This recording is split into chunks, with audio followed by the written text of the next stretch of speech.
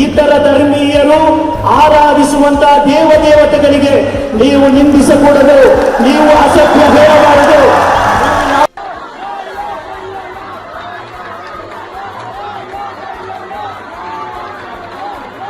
इनकी जो महिलाएं हैं जिहाद ने, वो भी सारे की सारी इस पत्थर के पीछे पड़ी हुई हैं।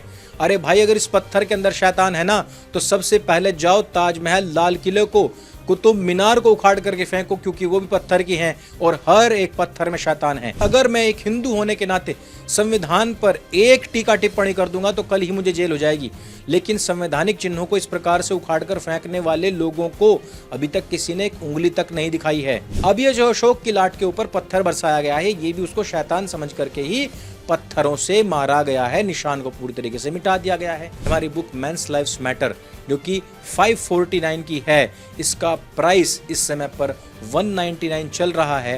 इसको आप हमारे डिस्क्रिप्शन और पिन कमेंट में जा करके भी खरीद सकते हैं। ये ऑफर बहुत ही कम समय के लिए है।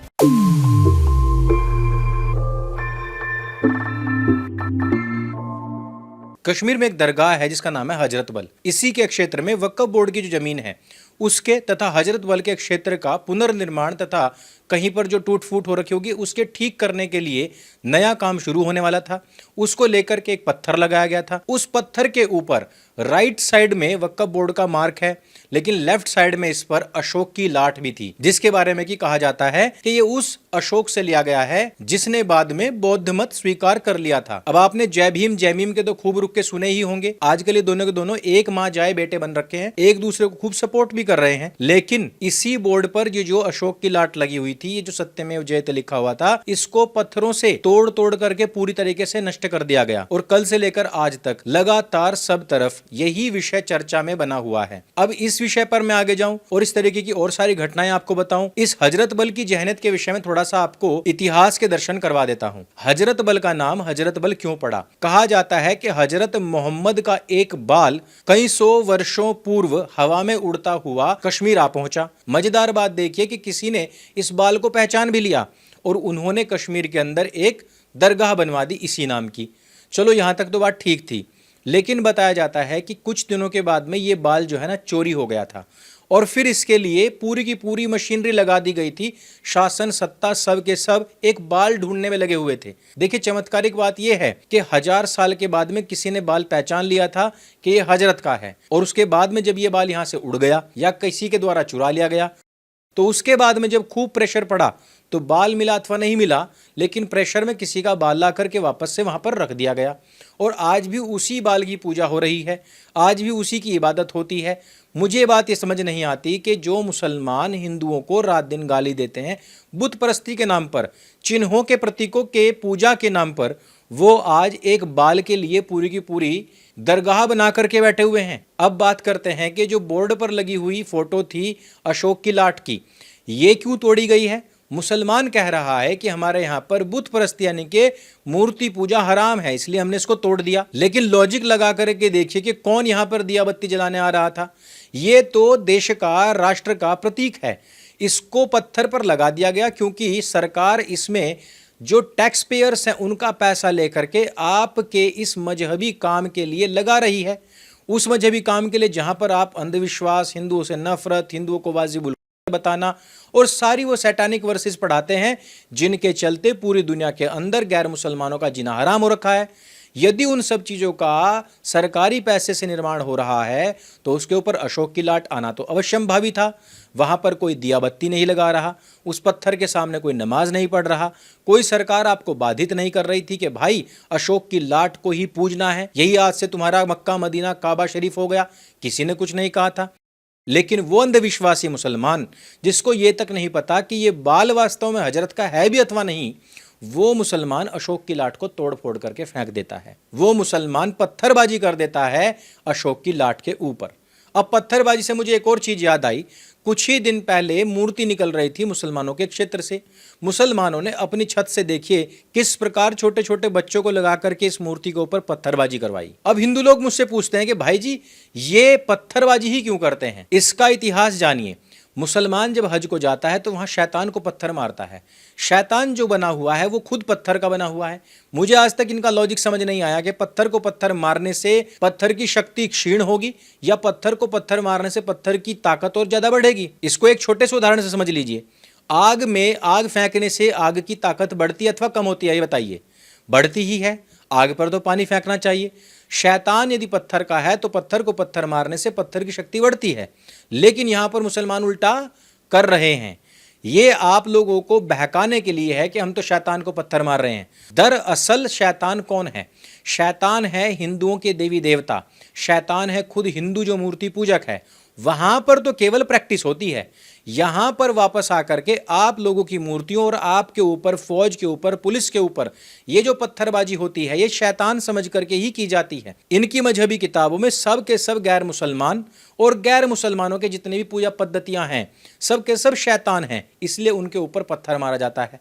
अब ये जो अशोक की लाट के ऊपर पत्थर बरसाया गया है ये भी उसको शैतान समझ करके ही पत्थरों से मारा गया है, निशान को पूरी तरीके से मिटा दिया गया है। मुझे ये बात समझ नहीं आ रही कि सारे के सारे हिंदू इकट्ठे होकर के सरकारों को ये बात क्यों नहीं कह रहे कि हम एक चवन्नी भी टैक्स नहीं देंगे, चाहे कुछ हो जाए, चाहे तुम हमें जेलों में डाल दो, हमें फांसी पर लटका दो, हम टैक्स नहीं देंगे। जब तक के सरकारें पूरी तरीके से ये बात के लिए हामी नहीं भर देंगी, इस बात का विधेयक नहीं पास कर देंगी कि एक चवन्नी भी इन गद्दारों के कामों में नहीं लगाई जाएगी। 100 करोड़ से ज्यादा हिंदू है और सारा का सारा टैक्स पेयर है। ये अपने टैक्स की गाड़ी कमाई किसके लिए दे रहे हैं? ताकि मदरसों में ये पढ़ाया जा सके कि ये जो टैक्स पेयर गाड़ी कमाई का पैसा दे करके हमको यहाँ पर निर्माण करवा रहे हैं, हमको यहाँ पढ़ने के लिए भेज रहे हैं, जो हमारे मौलवियों की सैलरी दिलवा रहे हैं अपने टैक्स से, ये सारे के सारे वाजिबुल कत्ल हैं। इनकी बहन बेटियां हमारे लिए माले गनीमत हैं, इनको हमें लव जिहाद में फंसा लेना चाहिए, ये पढ़ाया जाता है। इसलिए मैं तो कहता हूं 5% कर दी जीएसटी, 18% कर दी जीएसटी, नहीं, यह भी अपर्याप्त है। हमें तब तक कोई भी टैक्स नहीं देना चाहिए जब तक कि सभी सरकारें ये ना कह दें। क्योंकि अगर मैं एक हिंदू होने के नाते संविधान पर एक टीका टिप्पणी कर दूंगा तो कल ही मुझे जेल हो जाएगी, लेकिन संवैधानिक चिन्हों को इस प्रकार से उखाड़कर फेंकने वाले लोगों को अभी तक किसी ने एक उंगली तक नहीं दिखाई है। और ये वो लोग हैं जो देश के अंदर डरे हुए हैं। अगला वीडियो देखिए जिसमें जम्मू जहां पर लिखा हुआ है उसको भी तोड़ दिया गया है। अगला वीडियो देखिए, इनकी जो महिलाएं हैं जिहाद ने, वो भी सारे की सारी इस पत्थर के पीछे पड़ी हुई हैं।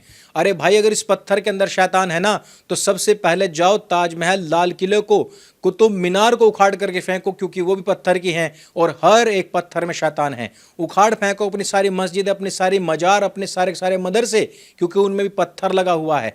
पत्थर से इतनी नफरत है तो इसी पत्थर में अपना माथा फोड़ फोड़ करके प्राणांत कर दो, क्योंकि तुम लोगों ने जन्नत की चाह में इस स्वर्ग जैसी भूमि को भी नर्क, जहन्नम बना के रखा हुआ है। मैं आपका ध्यान आकर्षण कराना चाहता हूं एक और वीडियो के ऊपर। ये देखिए, टोल प्लाजा पर खड़े हुए इस मिनी ट्रक को देखिए, इसके अंदर कितने सारे जिहादी भरे पड़े हैं।